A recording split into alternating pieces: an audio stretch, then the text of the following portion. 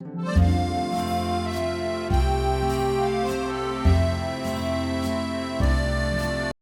Everyone, good morning. कैसे हो आप सब लोग? आशा करती हूँ कि आप लोग अच्छे होंगे। तो आज का ब्लॉग स्टार्ट हो रहा है मेरा सुबह 4 बजे से। तो आप लोग सोच रहे होंगे कि 4 बजे से अभी तो कितने धूप आ गई है। तो मैं आप लोगों को बता दूँ, आज मेरे हस्बैंड गए थे काम के सिलसिले में मुंबई। तो मुझे सुबह 4 बजे जागना पड़ा उनके लिए नाश्ता। उस टाइम मैंने वीडियो नहीं बना पाया था। उसके बाद वो जब चले गए ना, मतलब नाश्ता करके और चाय पी के चले गए, उसके बाद मैं फिर से सो गई थी क्योंकि 5 बजे हुए थे। तो 5 बजे जाग कर मैं क्या करती।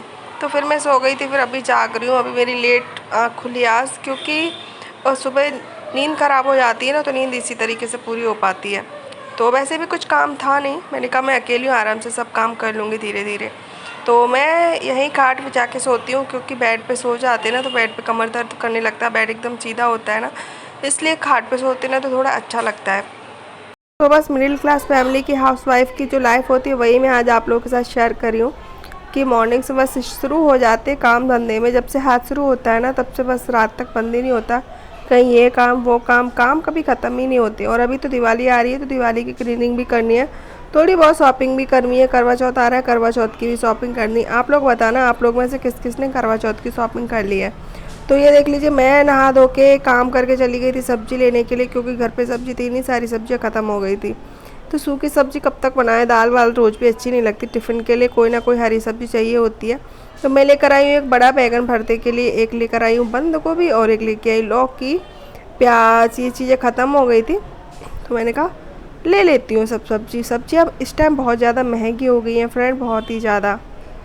मैं गांव में थी ना, तो गांव में मेरी बहुत जल्दी से आँख खुल जाती थी।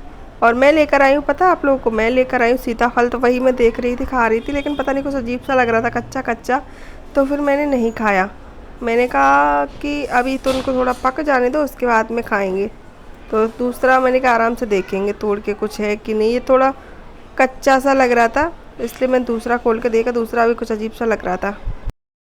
वैसे तो घर का सारा काम हो चुका है, झाड़ू हो चुका है, कपड़े हो चुके हैं, बर्तन एक दो रह गए होंगे तो रह गए होंगे, वरना मैंने सारा काम निपटाने के बाद ही मैं सब्जी लेने के लिए गई थी। तो चलिए फटाफट से मैं यहाँ का काम निपटाती हूँ, फिर मैं चलती हूँ अपने किचन में, देखती हूँ क्या हो रहा है कि नहीं। और आप लोगों से थोड़े बहुत बर्तन थे, तो मैंने कहा इनको बर्तन को धो देती हूँ। और ये देख लीजिए, तो गैस क्लीन करना बाकी रह गया था। बस मैं ऐसे ही भाग गई थी, क्योंकि लेट हो रहा था और सब्जियां ख़त्म हो जाती हैं, अच्छी नहीं मिलती, सूखी हुई मिलती हैं। तो मैंने कहा पहले सब्ज़ी लेके आती हूँ। अपने घर का काम तो हम कभी भी कर सकते हैं, तो घर का काम मैंने बात के लिए छोड़ के मैं सब्ज़ी लेने के लिए चली गई। फिर वहाँ पे आके फिर मैंने कहा चलो अब अपने कपड़े चेंज कर लेते हैं, और फिर अब करते हैं घर का काम आराम से। मतलब घर का काम तो कुछ नहीं, बस यही है। उसके बाद मुझे मशीन पर थोड़ा सा काम और है, तो मशीन का काम भी मुझे निपटाना है। तो पहले गैस को क्लीन करेंगे, स्लिप को क्लीन करेंगे, और उसके बाद फिर हम बर्तन धोएंगे, फिर बैठेंगे मशीन पे। थोड़ा सा मुझे काम है, और अभी तो मुझे एक दो ब्लाउज़ भी सिलने हैं, ब्लाउज़ नहीं सिले हैं मैंने। तो आप लोग बताना कि आप लोग के कोई डिज़ाइन विजाइन आती है, पता है तो मुझे ज़रूर से ज़रूर बताना। डिज़ाइन वाला ही सोच रही हूँ सिलने का। तो फ्रेंड मैं आ गई हूँ अपने मशीन पर। मैंने आप लोगों से बोला था कि थोड़े कपड़ों पे सिलाई करनी थी, क्योंकि नए कपड़े जब हम लाते हैं ना, तो उनकी सिलाई निकल जाती, खासकर छोटे बच्चों की जो पजामे होती है ना, उसकी सिलाई निकल जाती है। तो मैं उसी के मतलब यहाँ पे सिलाई करने के लिए आई थी। तो फटाफट से मैं सिलाई कर लेती हूँ। और फिर मुझे एक काम और भी करना है। मैंने दूध से, यहाँ पे जो दूध होता है ना, तो उसकी मलाई मलाई इकट्ठी कर ली थी, हो गई थोड़ी सी। लेकिन मुझे एक नया तरीका पता चला, जिससे कि मलाई से घी कुछ ज़्यादा निकल आता है। तो किस तरीके से, वो मैं आप लोगों को आज बताती हूँ। तो पहले तो मैंने चाय बनने के लिए रख दी। इधर मेरी चाय बन रही, तब तक मेरी एक कटोरी मलाई हो गई थी। तो उसको मैं लूँगी ब्लेंडर में अच्छे से उसको ब्लेंड करूँगी। फिर क्या होता है, ब्लेंड करने से उसका मक्खन मक्खन एक साइड निकल आता है।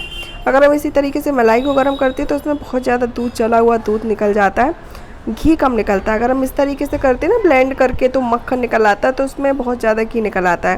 पहले मुझे यकीन नहीं हो रहा था, एक दिन पहले मैंने किया था, तो क्या हुआ कि मलाई पिघल गई, पतली सी हो गई, लेकिन उसमें मक्खन नहीं बना। लेकिन मैंने एक दिन जो वीडियो देख रही थी यूट्यूब पे किसी और का, तो उन्होंने इसी तरीके से मक्खन बनाया और मक्खन से घी बनाया। तो मैंने कहा मैं भी ट्राई करती हूँ। इसमें थोड़ा पानी डालेंगे, ठंडा पानी से ना जल्दी से मक्खन निकल आता है। तो मैं भी इसमें ठंडा पानी डालती जा रही थी और ये बढ़ती जा रही थी, जैसे फूल रही थी ना, फूल रही थी। फिर मैंने इसको पता है इस पूरी मलाई को 3 बार में निकाल पाया, क्योंकि अब बन नहीं पा रही थी, एकदम मशीन जाम हो रही थी एकदम। मलाई थोड़ी टाइट होती है ना, तो एकदम जाम सी हो रही थी मशीन। तो फिर मैंने इसमें से निकाला, फिर 3 बार धीरे धीरे धीरे धीरे करके इसकी जो क्या बोलते हैं उसको, नौनी, हाँ वो निकाली इसमें से। और फिर उसको उसका गरम करके घी बनाया। सच बोल रहे बहुत अच्छा घी बना था। मैं हमेशा ऐसे ही करती हूँ। मेरे हस्बैंड को डायबिटीज़ है, तो मैं क्या करती हूँ उनको जब हम दूध की चाय वाय बनाते हैं ना, तो उनके लिए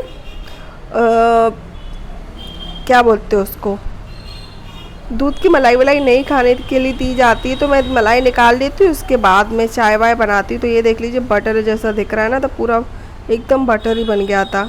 बिल्कुल भी इसमें मक्खन वो दूध नहीं है इसमें, सिर्फ इसमें ये देख लीजिए। वीडियो अच्छा लगे तो अच्छा लाइक ज़रूर कर देना। मिलती हूँ नेक्स्ट वीडियो, तब तक के लिए बाय बाय।